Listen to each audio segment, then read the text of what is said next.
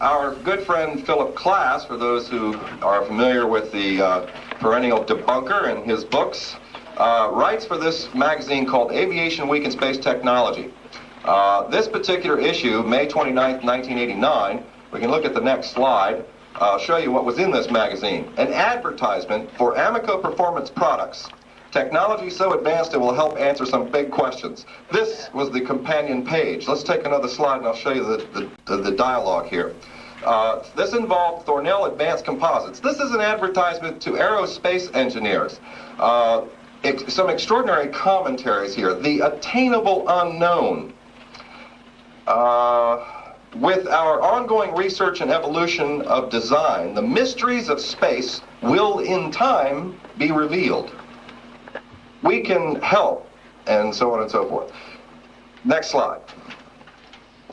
This was the picture, and it looked very much in its original pristine condition, like it could very well be some real creature of some sort. It was that good.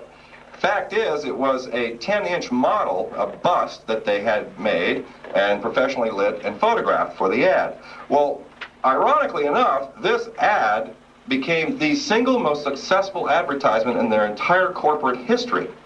So much so they even made posters and things like that afterwards. Not only did it get the attention of the aerospace engineers and become successful in their design and implementation of Thornell Advanced Composites into the design phase of aerospace technologies, but every ufologist in the world practically saw this, and it got spread around quite a bit. On the side of the neck, there's hair growing. We did extensive analysis of this photograph. We rephotographed it, we relit it, we blew it up. We tracked down the photographer who would not tell us what it was he photographed. We asked originally to AMOCO for the name of the artist who drew the picture. They said, I'm sorry, we can't reveal the name of the photographer. We found the photographer. He would not tell us what he photographed, but he sent us an 8x10 copy from the original negative. And then we began to work on that as well as with the ones we had photographed out of the magazine. And this is what AMOCO told us. They told us several different things. First, they told us that it was a 9-foot tall bronze statue. Second, they told us it was a 12-foot tall bronze statue. And third, they told us it was a 9-inch clay statue. When we pressed for more information and became literally obnoxious on the phone, not accepting what they were telling us and wanting to see the original artwork, they refused and hung up on us. So, whereas I cannot say definitely that this is a live alien, I can tell you one thing, it is not a bronze statue. I can also tell you it's not a clay statue. And hair don't grow on the necks of statues. Next. You can see the moisture in the eye and the incredibly small detail in the texture of the skin and whatever this is, and in the eye. Look at the lip. You ever kissed anything like that before?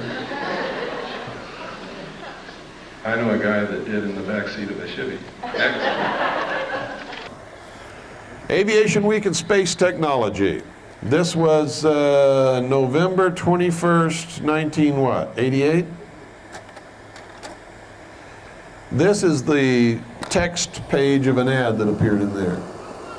An AMOCO ad about oil. There's nothing in this ad that would suggest that the facing page, a part of this ad, would be this cute little fellow. We called AMOCO and we asked them, where'd this come from? It's a neat ad. We really like it. We want to compliment you. Where did you get the model? Oh, it's a 12-inch high statue that we had an artist make. But it's not. This is not a photograph of a 12-inch high statue, even though they say it is. And I'm going to show you why. If anybody that wants to can get up there as close as you can see hair. You ever seen the hair on a baby's butt? Real fine, silky hair, almost microscopic. Go up there and look. It's on his neck. It's on the neck of this thing, the same hair.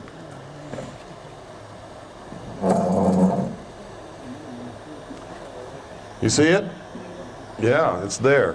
This is not a 12-inch high model of anything. Whatever this is much more complicated than any model. You see it?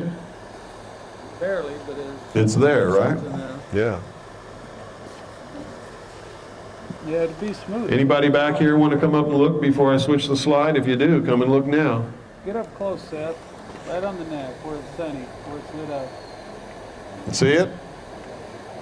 Is it there? See, folks, I wouldn't lie to you. I'm telling you the truth. Let me ask you again. Was it there? It was there. You heard it right from the horse's mouth. Look at this. Look at the detail on the head. Look at the moisture in the eye. Look at the folds of the eye.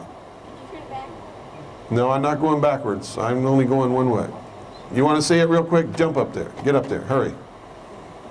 Hurry up. Go. Anybody else? Real quick.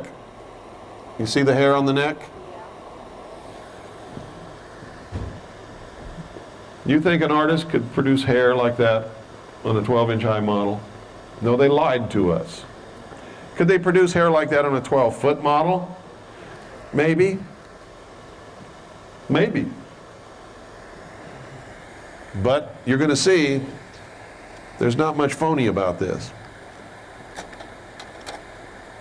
Look at the moisture in the eye. Look at the little folds around the eye. Look at the detail in the skin, the lips.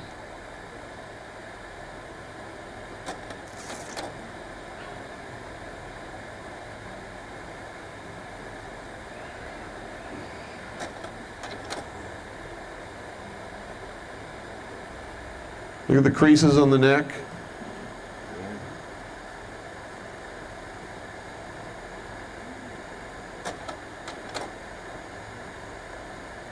Well, why would they put that in the magazine and tell you that it was a I don't know. photograph of a model? That's the question. Why would they do it? It has nothing to do with AMOCO or oil. Why is it even in the ad? It has nothing to do with the text on the page that I showed you. If you read it, it had absolutely nothing to do with it. They just put it in there. Look at the moisture and the mucus inside the nose. Look at the lines and the bags under the eyes. Now, if I had to make a bet, folks, I would bet that this is something they created in the laboratory and it's alive. If I had to make a bet.